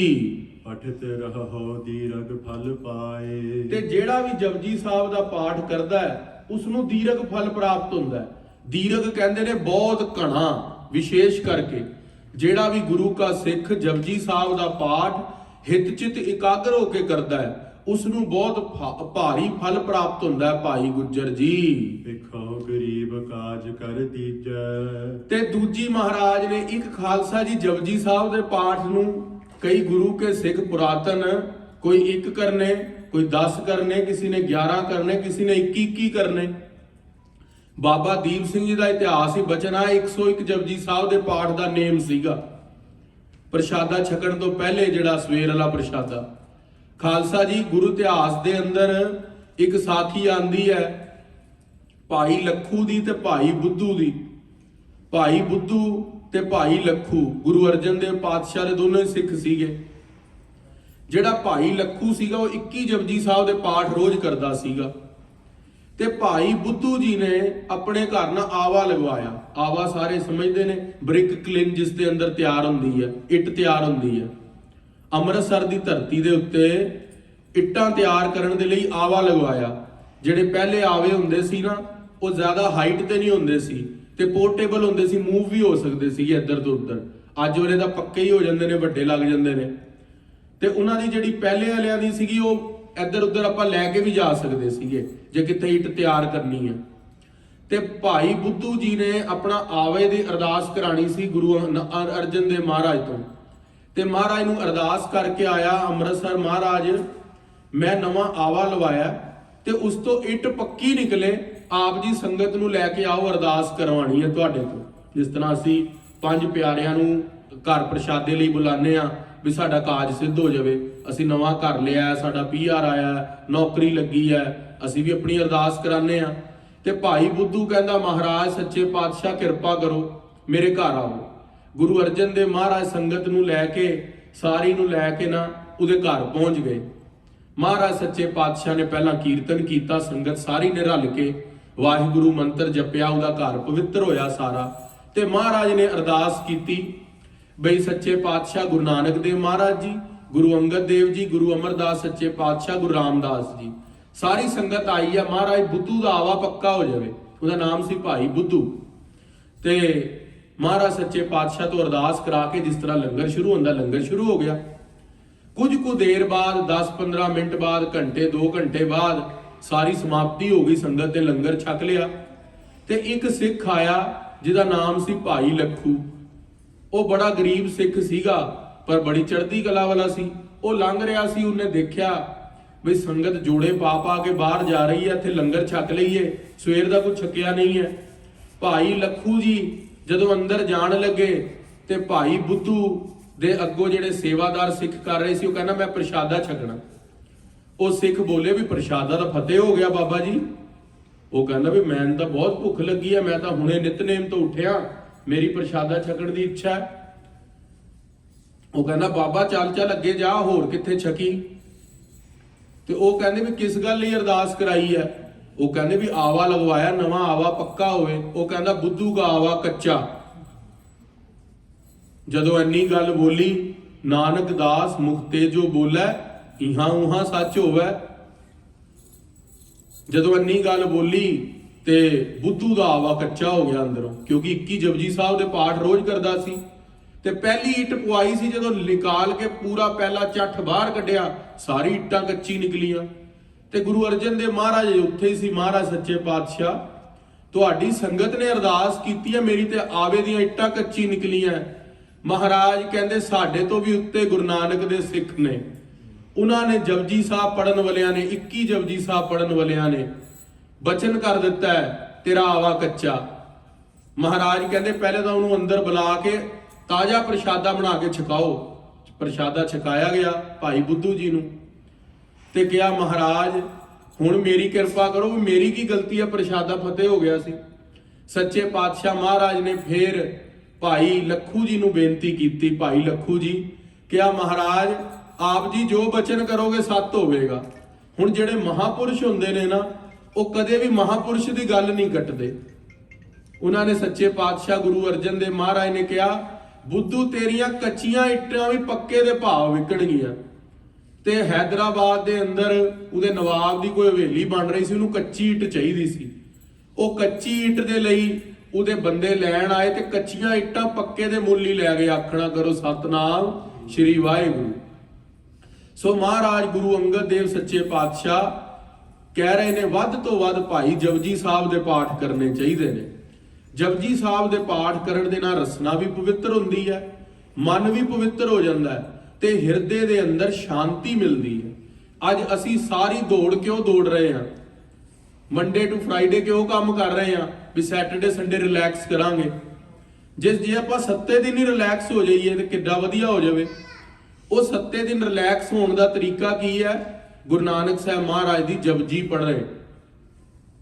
ਜਿਹੜਾ ਜਪਜੀ ਸਾਹਿਬ ਦਾ ਪਾਠ ਕੰਠ ਕਰਕੇ ਹਿਰਦੇ ਦੇ ਅੰਦਰ ਪ੍ਰੇਮ ਦੇ ਨਾਲ ਪੜ੍ਹਦਾ ਹੈ, ਉਸ ਦੀ ਚੜ੍ਹਦੀ ਕਲਾ ਹੋ ਜਾਂਦੀ ਹੈ, ਉਹਨੂੰ ਮੁਕਤੀ ਦੀ ਪ੍ਰਾਪਤੀ ਹੁੰਦੀ ਹੈ। ਨਹਿ ਤਿਸ ਨਿਕਟ ਮਜਰੀ ਲੀਜੈ। ਸੱਚੇ ਪਾਤਸ਼ਾਹ ਮਹਾਰਾਜ ਕਹਿੰਦੇ, ਇੱਕ ਤਾਂ ਤੂੰ ਕੰਮ ਕਰਨਾ ਹੈ ਵੀ ਜਪਜੀ ਸਾਹਿਬ ਦਾ ਪਾਠ ਕਰਨਾ ਹੈ। ਤੇ ਪਿਛਲੀ ਪੰਕਤੀ ਦੁਬਾਰਾ ਪੜੋ ਜੀ। ਵੇਖੋ ਗਰੀਬ ਕਾਜ ਕਰ ਦੀਜੈ। ਤੇ ਦੂਸਰੀ ਗੱਲ, ਭਾਈ ਗੁੱਜਰ ਜੀ, ਕੋਈ ਵੀ ਗਰੀਬ ਨੂੰ ਦੇਖੇ ਉਸ ਤੋਂ ਕਦੇ ਵੀ ਨਾ ਮਜੂਰੀ ਨਾ ਲਈ। ਚੱਲ ਜਿਹੜਾ ਤਾਂ ਤੂੰ ਕਿਰਤ ਕਰਦਾ ਹੈ, ਲੋਹਾਰ ਦੀ ਕਿਰਤ ਕਰਦਾ ਹੈ, ਜਿਹੜਾ ਪੈਸਾ ਬਣਦਾ ਅਮੀਰ ਬੰਦੇ ਤੋਂ ਤਾਂ ਤੂੰ ਲੈਣਾ ਹੈ। ਪਰ ਕਈ ਵਾਰੀ ਕੋਈ ਗਰੀਬ ਆ ਜਾਂਦਾ, ਉਹਦੇ ਕੋਲ ਪੈਸਾ ਨਹੀਂ ਹੁੰਦਾ, ਉਸ ਤੋਂ ਪੈਸਾ ਨਾ ਵੀ ਲਿਆ ਕਰ। ਕਿਉਂਕਿ ਜਿਹੜੀ ਗਰੀਬ ਦੀ ਅਸੀਸ ਹੁੰਦੀ ਹੈ ਨਾ, ਉਹ ਬਹੁਤ ਉੱਚੀ ਹੁੰਦੀ ਹੈ। ਖਾਲਸਾ ਜੀ, ਇਸਲਾਮ ਧਰਮ ਦੇ ਫਾਨੀ ਮੁਹੰਮਦ ਸਾਹਿਬ ਇੱਕ ਗੱਲ ਕਿਹਾ ਕਰਦੇ ਸਨ। ਉਹਨਾਂ ਦੀ ਗੱਲ ਬੜੇ ਵਿਦਵਾਨ ਇਹ ਗੱਲ ਕੋਟ ਕਰਦੇ ਨੇ। ਕਹਿੰਦੇ, ਜੇ ਧਰਤੀ ਤੇ ਜੰਨਤ ਦੇਖਣੀ ਹੈ ਨਾ, ਉਹ ਮਾਂ ਦੇ ਚਰਨਾਂ ਵਿੱਚ। ਜੇ ਧਰਤੀ ਤੇ ਕਿਸੇ ਨੇ ਜੰਨਤ ਦੇਖਣੀ ਹੈ, ਉਹ ਮਾਂ ਦੇ ਚਰਨਾਂ ਵਿੱਚ ਹੈ। ਪਰ ਜੋ ਅਰਦਾਸ ਸਾਡੇ ਲਈ ਮਾਂ ਕਰ ਸਕਦੀ ਹੈ, ਉਹ ਦੁਨੀਆ ਦੇ ਉੱਤੇ ਕੋਈ ਨਹੀਂ ਕਰ ਸਕਦਾ। ਪਰ ਹੋਰ ਵਿਦਵਾਨਾਂ ਦੇ ਕਥਨ ਕੀ ਨੇ? ਬਈ ਜਦੋਂ ਕੋਈ ਗਰੀਬ, ਕੋਈ ਲੋੜਵੰਦ, ਜਿਹਨੂੰ ਅਸੀਂ ਚੀਜ਼ ਦਿੰਨੇ ਆ ਜੋ ਉਹਦੀ ਲੋੜ ਦੀ ਹੋਵੇ, ਕਿਸੇ ਗਰੀਬ ਦੀ ਲੜਕੀ ਦੇ ਵਿਆਹ ਲਈ ਪੈਸੇ ਦੇਣੇ, ਕਿਸੇ ਭੁੱਖੇ ਨੂੰ ਅਨਾਜ ਦੇਣਾ, ਕਿਸੇ ਨੂੰ ਵਸਤਰ ਦੇਣੇ, ਕਿਸੇ ਨੂੰ ਰਹਿਣ ਲਈ ਥਾਂ ਦੇਣੀ, ਉਹਦੇ ਦਿਲ ਚੋਂ ਜੋ ਅਸੀਸ ਨਿਕਲਦੀ ਹੈ ਨਾ, ਉਹ ਪ੍ਰਮਾਤਮਾ ਸਿੱਧੀ ਸੁਣਦਾ। ਉਸ ਦੇ ਨਾਲ ਵੀ ਹਿਰਦਾ ਬੜਾ ਸ਼ਾਂਤ ਹੋ ਜਾਂਦਾ। ਸੋ ਇਹ ਕਈ ਅਰਦਾਸਾਂ ਐਸੀਆਂ ਨੇ ਜੋ ਬੜੀ ਪ੍ਰਮਾਤਮਾ ਦੇ ਦਰ ਦੇ ਅੰਦਰ ਵੇਟੇਜ ਰੱਖਦੀਆਂ, ਬੜੀ ਮਾਨਤਾ ਰੱਖਦੀਆਂ। ਇੱਕ ਮਾਂ ਦੀ ਅਰਦਾਸ, ਕਿਉਂਕਿ ਮਾਂ ਇੱਕ ਐਸੀ ਧਰਤੀ ਦੇ ਉੱਤੇ ਸ਼ਖਸੀਅਤ ਹੈ। ਤੁਸੀਂ ਸਾਰੇ ਸੰਸਾਰ ਦੇ ਅੱਗੇ ਜਦੋਂ ਤਰੱਕੀ ਕਰਦੇ ਹੋ, ਕਿਤੇ ਨਾ ਕਿਤੇ ਸ਼ਰੀਕੇ ਵਾਲੇ, ਦੋਸਤ ਵਾਲੇ ਕਹਿ ਦਿੰਦੇ ਨੇ, ਯਾਰ ਮੈਂ ਵੀ ਇਹਦੇ ਜਿੰਨਾ ਹੋ ਜਾਂਦਾ। ਪਰ ਇੱਕ ਕੇਵਲ ਮਾਂ ਹੁੰਦੀ ਹੈ, ਉਹ ਕਹਿੰਦੀ ਹੈ ਮੇਰੇ ਤੋਂ ਵੀ ਜ਼ਿਆਦਾ ਅੱਗੇ ਵਧੇ, ਮੇਰਾ ਪੁੱਤਰ ਜਿਹੜਾ ਹੈ ਉਹ ਹੋਰ ਤਰੱਕੀਆਂ ਨੂੰ ਪ੍ਰਾਪਤ ਹੋਵੇ, ਉਹਨੂੰ ਖੁਸ਼ੀ ਹੁੰਦੀ ਹੈ। ਮਾਂ ਦੀ ਐਸੀ ਸ਼ਖਸੀਅਤ ਹੁੰਦੀ ਹੈ। ਇੱਕ ਵਾਰੀ ਮਸਕੀਨ ਜੀ ਕਥਾ ਦੇ ਅੰਦਰ ਬੜੀ ਸੁੰਦਰ ਗੱਲ ਸੁਣਾਉਂਦੇ ਸੀ। ਕਹਿੰਦੇ ਇੱਕ ਬੱਚਾ ਸੀਗਾ, ਉਹ ਬੜਾ ਅਹਿਸਾਨ ਫਰਾਮੋਸ਼ ਸੀ ਤੇ ਉਸਨੇ ਆਪਣੀ ਮਾਂ ਦਾ ਇੱਕ ਦਿਨ ਕਾਲਜਾ ਕੱਢ ਲਿਆ ਚੱਕੂ ਮਾਰ ਕੇ। ਤੇ ਜਦੋਂ ਕਾਲਜਾ ਲੈ ਕੇ ਜਾ ਰਿਹਾ ਸੀਗਾ ਸੁੱਟਣ, ਰਸਤੇ ਠੇਢਾ ਲੱਗਿਆ, ਹੱਥ ਦੇ ਅੰਦਰ ਕਾਲਜਾ ਸੀਗਾ ਤੇ ਉਹ ਕਾਲਜਾ ਹੱਥ ਦੇ ਅੰਦਰ ਠੇਢਾ ਲੱਗਿਆ ਤੇ ਗਿਰਨ ਲੱਗਿਆ। ਜਦੋਂ ਗਿਰਨ ਲੱਗਿਆ, ਉਹ ਕਲੇਜਾ ਬੋਲਿਆ, ਬੇਟਾ ਧਿਆਨ ਨਾਲ ਦੇਖ, ਤੈਨੂੰ ਸੱਟ ਤਾਂ ਨਹੀਂ ਲੱਗੀ। ਜਿਹੜਾ ਬੱਚਾ ਆਪਣੀ ਮਾਂ ਨੂੰ ਮਾਰ ਕੇ ਕਲੇਜਾ ਕੱਢ ਕੇ ਲੈ ਗਿਆ ਸੀ, ਉਹਦੀ ਮਾਂ ਦਾ ਕਲੇਜਾ ਵੀ ਬੋਲਦਾ ਸੀ, ਮੇਰੇ ਪੁੱਤਰ ਨੂੰ ਸੱਟ ਤਾਂ ਨਹੀਂ ਲੱਗੀ। ਮਾਂ ਦੀ ਉਹ ਸ਼ਖਸੀਅਤ ਹੈ। ਕਿਸੇ ਲੋੜਵੰਦ ਨੂੰ ਦਾਨ ਦੇਣ ਦੇ ਨਾਲ, ਮਾਂ ਦੀ ਅਸੀਸ ਲੈਣ ਦੇ ਨਾਲ ਗੁਰੂ ਨਾਨਕ ਦੀ ਖੁਸ਼ੀ ਮਿਲਦੀ ਹੈ। ਸੋ ਸੱਚੇ ਪਾਤਸ਼ਾਹ ਗੁਰੂ ਅੰਗਦ ਦੇਵ ਮਹਾਰਾਜ ਉਸ ਲਾਹੌਰ ਗੁੱਜਰ ਨੂੰ, ਜਿਹੜਾ ਪੇਸ਼ੇ ਤੋਂ ਲੋਹਾਰ ਦਾ ਕੰਮ ਕਰਦਾ ਹੈ, ਮਹਾਰਾਜ ਉਹਨੂੰ ਕਹਿ ਰਹੇ ਨੇ, ਭਾਈ ਗੁੱਜਰ ਜੀ, ਕਿਸੇ ਲੋੜਵੰਦ ਤੋਂ ਪੈਸੇ ਨਹੀਂ ਲੈਣੇ ਆਪਣੀ ਕਿਰਤ ਦੇ ਉੱਤੇ, ਉਸ ਦਾ ਕੰਮ ਏਦਾਂ ਹੀ ਕਰ ਦੇਣਾ। ਤੇ ਦੂਸਰਾ, ਜਪਜੀ ਸਾਹਿਬ ਦਾ ਪਾਠ ਆਪਣੀ ਕਿਰਤ ਤੇ ਜ਼ਰੂਰ ਪੜਨਾ ਹੈ। ਨਹਿ ਤਿਸ ਨਿਕਟ ਮਜੂਰੀ ਲੀਜੈ। ਉਸ ਗਰੀਬ ਤੋਂ ਕਦੇ ਵੀ ਪੈਸਾ ਨਾ ਲਈ, ਮਜ਼ਦੂਰੀ ਨਾ ਲਈ। ਜਪ ਜੀ ਅਰਥ ਵਿਚਾਰਨ ਕਰੋ। ਤੇ ਕੀਰਤ ਦੇ ਉੱਤੇ ਵਾਹਿਗੁਰੂ ਵਾਹਿਗੁਰੂ ਜਪਦੇ ਹੋਏ ਜਪਜੀ ਸਾਹਿਬ ਦੇ ਅਰਥ ਪੜ੍ਹਨੇ ਨੇ। ਖਾਲਸਾ ਜੀ, ਜਪਜੀ ਸਾਹਿਬ ਦੇ ਜਿਹੜੇ ਅਰਥ ਨੇ, ਉਹਦੇ ਜਿਹੜੇ ਮਾਇਨੇ ਨੇ, ਉਹ ਬਹੁਤ ਜ਼ਿਆਦਾ ਗਹਿਰੇ ਨੇ। ਮਹਾਰਾਜ ਨੇ 4 ਪੌੜੀਆਂ ਸੁਣਨਿਆਂ ਦੇ ਪ੍ਰਥਾਏ ਉਚਾਰੀਆਂ ਨੇ, 4 ਪੌੜੀਆਂ ਮੰਨੇ ਦੇ ਪ੍ਰਥਾਏ ਉਚਾਰੀਆਂ। ਬਾਣੀ ਨੂੰ ਮੰਨਣਾ ਕਿਸ ਤਰ੍ਹਾਂ, ਜਿਹੜੇ ਮੰਨ ਲੈਂਦੇ ਨੇ ਉਹਨਾਂ ਦਾ ਨਾਲ ਕੀ, ਉਹਨਾਂ ਨੂੰ ਅਧਿਆਤਮਕ ਜਿਹੜੀ ਹੈ ਉਹ ਗਤੀਵਿਧੀਆਂ ਪ੍ਰਾਪਤ ਹੁੰਦੀਆਂ ਨੇ। ਤੇ ਉਸ ਤੋਂ ਬਾਅਦ ਨਿਧਿਆਸਣ, ਹੁਣ ਸਰਵਣ ਕਰ ਲਈ ਗੁਰਬਾਣੀ, ਮੰਨਣ ਕਰ ਲਈ, ਨਿਧਿਆਸਣ ਬਾਰ-ਬਾਰ ਉਹਦਾ ਅਭਿਆਸ ਕਰਨਾ। ਤੇ ਮਹਾਰਾਜ ਜੀ ਨੇ ਉਸ ਦੇ ਅੰਦਰ ਹੋਰ ਬੇਅੰਤ ਤਰ੍ਹਾਂ ਦੀਆਂ ਬਖਸ਼ਿਸ਼ਾਂ, 5 ਖੰਡ ਦੀਆਂ ਬਖਸ਼ਿਸ਼ਾਂ, ਗਿਆਨ ਖੰਡ, ਕਰਮ ਖੰਡ, ਸਰਮ ਖੰਡ, ਸੱਚ ਖੰਡ, ਉਹ ਸਾਰੇ ਖੰਡਾਂ ਦੀਆਂ ਪੂਰਾ ਖੋਲ ਕੇ ਦੱਸਿਆ ਵੀ ਉਹ ਖੰਡ ਕਿੱਥੇ ਕਿੱਥੇ ਬੰਦੇ ਦੀ ਅਵਸਥਾ ਹੈ, ਕਿੱਥੇ ਕਿੱਥੇ ਉਹ ਖੰਡ ਦੇ ਅੰਦਰ ਖੜਾ ਹੈ। ਜਿਵੇਂ ਜਿਵੇਂ ਉਹ ਵਿਚਾਰਦਾ ਹੈ ਤੇ ਉਸ ਦੇ ਅੰਦਰ ਅਧਿਆਤਮਕ ਪ੍ਰਕਾਸ਼ ਦੀ ਪ੍ਰਾਪਤੀ ਹੁੰਦੀ ਹੈ। ਤੇ ਮਹਾਰਾਜ ਨੇ ਭਾਈ ਗੁੱਜਰ ਨੂੰ 2 ਉਪਦੇਸ਼ ਦਿੱਤੇ, ਇਹ ਸਾਡੇ ਸਾਰਿਆਂ ਦੇ ਲਈ ਸਾਂਝੇ ਨੇ। ਕਿਹੜੇ ਕਿਹੜੇ ਉਪਦੇਸ਼ ਦਿੱਤੇ? ਸਭ ਤੋਂ ਪਹਿਲਾਂ ਤਾਂ ਇੱਕ ਜਪਜੀ ਸਾਹਿਬ ਦਾ ਪਾਠ ਘਰ ਕਰਨਾ, ਉਪਰੰਤ ਕਿਰਤ ਦੇ ਉੱਤੇ ਵੀ ਜਪਜੀ ਸਾਹਿਬ ਦਾ ਪਾਠ ਕਰਨਾ ਜਦੋਂ ਸਮਾਂ ਮਿਲੇ। ਦੂਜਾ ਉਪਦੇਸ਼ ਦਿੱਤਾ, ਕੋਈ ਗਰੀਬ ਆ ਜਾਵੇ ਉਸ ਤੋਂ ਪੈਸਾ ਨਾ ਲੈ ਕੇ ਉਹਦਾ ਕਾਜ ਕਰ ਦਿੱਤਾ ਜਾਵੇ, ਕਿਉਂਕਿ ਮਹਾਰਾਜ ਕਹਿੰਦੇ ਉਹਦੇ ਨਾਲ ਤੇਰੇ ਧਨ ਦੇ ਅੰਦਰ ਵਾਧਾ ਹੋਵੇਗਾ, ਗੁਰੂ ਦੀ ਖੁਸ਼ੀ ਪ੍ਰਾਪਤ ਹੋਵੇਗੀ। ਸਵਾਸ ਸਵਾਸ ਅੰਤਰ ਨਿਤ ਧਰੋ, ਤੇ ਸਵਾਸ ਸਵਾਸ ਵਾਹਿਗੁਰੂ ਸ਼ਬਦ ਦਾ ਧਿਆਨ ਕਰਨਾ ਤੇ ਜਪਜੀ ਸਾਹਿਬ ਦੇ ਅਰਥਾਂ ਨੂੰ ਵਿਚਾਰਨਾ, ਖੜ ਖੜ ਕੇ ਬਾਣੀ ਪੜ੍ਹਨੀ, ਆਰਾਮ ਨਾਲ, ਕਾਹਲੀ ਦੇ ਨਾਲ ਜਪਜੀ ਸਾਹਿਬ ਨਹੀਂ ਪੜ੍ਹਨਾ, ਬੜੇ ਪ੍ਰੇਮ ਦੇ ਨਾਲ ਜਪਜੀ ਸਾਹਿਬ ਦਾ ਪਾਠ ਕਰਨਾ। ਗੁਰੂ ਨਮਿਤ ਕਰਹੁ ਜੋ ਤੇ ਪ੍ਰੀਤ, ਤੇ ਗੁਰੂ ਦੇ ਨਾਲ ਪਿਆਰ ਰੱਖਣਾ। ਗੁਰੂ ਦੇ ਨਾਲ ਪਿਆਰ ਕੀ ਹੈ? ਸੰਗਤ ਦੇ ਨਾਲ ਪਿਆਰ ਕਰਨਾ, ਸੰਗਤ ਦੇ ਅੰਦਰੋਂ ਵਾਹਿਗੁਰੂ ਦੇ ਦਰਸ਼ਨ ਕਰਨੇ। ਕੋਈ ਛੋਟਾ ਬੱਚਾ ਗੁਰਦੁਆਰੇ ਆ ਜਾਵੇ, ਉਹਦੇ ਚਰਨਾਂ ਨੂੰ ਛੋਟੇ ਸਾਹਿਬਜ਼ਾਦਿਆਂ ਦੇ ਚਰਨ ਸਮਝ ਕੇ ਉਹਦੇ ਜੋੜਿਆਂ ਨੂੰ ਮੱਥੇ ਤੇ ਲਾਣਾ। ਕੋਈ ਬਜ਼ੁਰਗ ਆ ਜਾਵੇ, ਉਹਦੀ ਮਦਦ ਕਰਨੀ, ਕਿਸੇ ਨੂੰ ਰਾਈਡ ਦੇ ਦੇਣੀ, ਕੋਈ ਪੈਦਲ ਜਾ ਰਿਹਾ, ਸਿਆਲ ਦੇ ਅੰਦਰ ਸਨੋ ਪੈ ਰਹੀ ਹੈ, ਬੜੀ ਵੱਡੀ ਸੇਵਾ ਹੈ। ਉਹ ਵਿਚਾਰਾ ਠੰਡ ਦੇ ਅੰਦਰ ਕੁੜਕ ਕੇ ਜਾ ਰਿਹਾ ਸੀ, ਤੁਹਾਨੂੰ ਅਸੀਸ ਦੇਵੇਗਾ।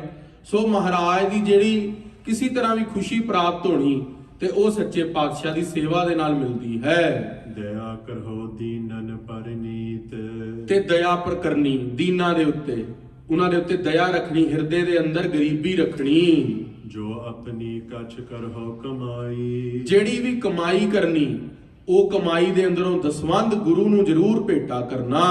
ਗੁਰ ਹਿਤ ਦੇਹੁ ਦਸਵੰਧ ਬਨਾਈ, ਜਿਹੜਾ ਵੀ ਦਸਵੰਧ ਦਿੰਦਾ ਗੁਰੂ ਨੂੰ, ਉਸ ਦੇ ਨਾਲ ਉਸ ਦੀ ਕਿਰਤ ਦੇ ਅੰਦਰ ਵਾਧਾ ਪ੍ਰਾਪਤ ਹੁੰਦਾ ਹੈ। ਸਾਧਕ ਸਿੱਖ ਆਏ ਜੋ ਡੇਰੇ, ਕਿ ਜਿਹੜਾ ਵੀ ਵਿਅਕਤੀ ਤੁਹਾਡੇ ਘਰ ਆ ਜਾਵੇ, ਉਸ ਵਿਅਕਤੀ ਨੂੰ ਲੋੜ ਅਨੁਸਾਰ ਦਾਨ ਦਕਸ਼ਿਣਾ ਦੇਣੀ। ਕੋਈ ਸਾਧੂ ਮਹਾਤਮਾ ਆ ਜਾਵੇ, ਉਸ ਨੂੰ ਦਾਨ ਦਕਸ਼ਿਣਾ ਕਰਨੀ। ਕਰਹੁ ਸੇਵ ਧਰ ਪ੍ਰੇਮ ਕਨੇਰੇ, ਤੇ ਹਿਰਦੇ ਦੇ ਅੰਦਰ ਬੜੇ ਪ੍ਰੇਮ ਦੇ ਨਾਲ ਵਾਹਿਗੁਰੂ ਵਾਹਿਗੁਰੂ ਵਾਹਿਗੁਰੂ ਜਪਦੇ ਹੋਏ ਸੇਵਾ ਕਰਨੀ। ਜਿਹੜਾ ਵਿਅਕਤੀ ਸੇਵਾ ਕਰਦਾ ਹੈ, ਉਸ ਦਾ ਮਨ ਤੇ ਤਨ ਨਿਰਮਲ ਹੋ ਜਾਂਦਾ ਹੈ। ਸੁਨ ਉਪਦੇਸ਼ ਹਿਰਦੇ ਤਿਨ ਧਾਰਾ, ਹਿਰਦੇ ਦੇ ਅੰਦਰ ਉਪਦੇਸ਼ ਨੂੰ ਧਾਰਨ ਕਰਕੇ ਰੱਖਣਾ।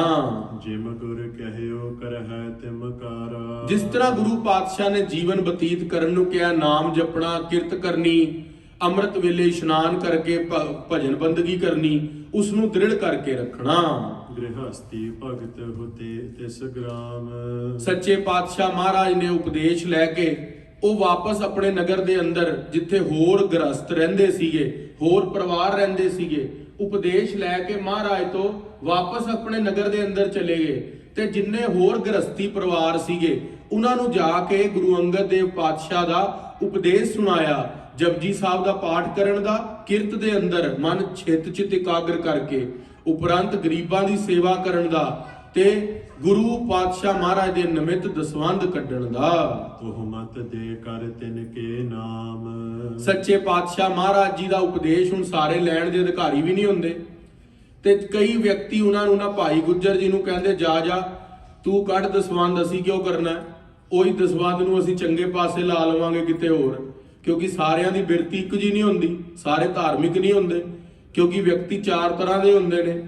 ਇੱਕ ਤੇ ਜਗਿਆਸੂ, ਜਿਹੜੇ ਤੁਹਾਡੇ ਵਰਗੇ ਸਾਰੇ ਜਿਗਿਆਸਾ ਦੀ ਇੱਛਾ ਰੱਖਦੇ ਨੇ ਵੀ ਸਾਨੂੰ ਹਿਰਦੇ 'ਚ ਗੁਰੂ ਦੀ ਕੋਈ ਗੱਲ ਵਸ ਜਾਵੇ।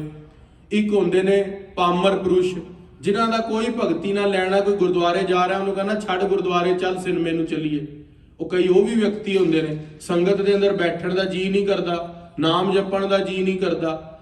ਹੁਣ ਅੱਜ ਦੇ ਅੰਦਰ ਕਈ ਵਾਰੀ ਆਪ ਜੀ ਨੇ ਦੇਖਿਆ ਹੋਵੇਗਾ, ਇਹ ਬਹੁਤ ਮਹਾਤਮਾ ਗੱਲ ਸੁਣਾਉਂਦੇ ਨੇ, ਕਹਿੰਦੇ ਜਿੰਨੇ ਵਿਅਕਤੀ ਗੁਰਦੁਆਰਿਆਂ ਦੇ ਅੰਦਰ ਨਹੀਂ ਹੁੰਦੇ ਨਾ, ਉਹਨੇ ਸਿਨੇਮਾ ਘਰਾਂ ਦੇ ਬਾਹਰ, ਸ਼ਰਾਬਾਂ ਦੇ ਠੇਕਿਆਂ ਦੇ, ਕਲੱਬਾਂ ਪੱਬਾਂ ਜ਼ਿਆਦਾ ਹੁੰਦੇ ਨੇ। ਕਿਉਂ? ਕਿਉਂਕਿ ਮੁਕਤੀ ਦੇ ਗਾਹਕ ਘੱਟ ਹੁੰਦੇ ਨੇ, ਭਗਤੀ ਦੇ ਗਾਹਕ ਘੱਟ ਹੁੰਦੇ ਨੇ। ਚੰਗੀ ਚੀਜ਼ ਲੈਣ ਦੇ ਲਈ, ਘੱਟ ਮਹਿੰਗੀ ਚੀਜ਼ ਲੈਣ ਦੇ, ਹੀਰਿਆਂ ਦੀ ਦੁਕਾਨ ਦੇ ਉੱਤੇ ਗਾਹਕ ਨਹੀਂ ਹੁੰਦੇ।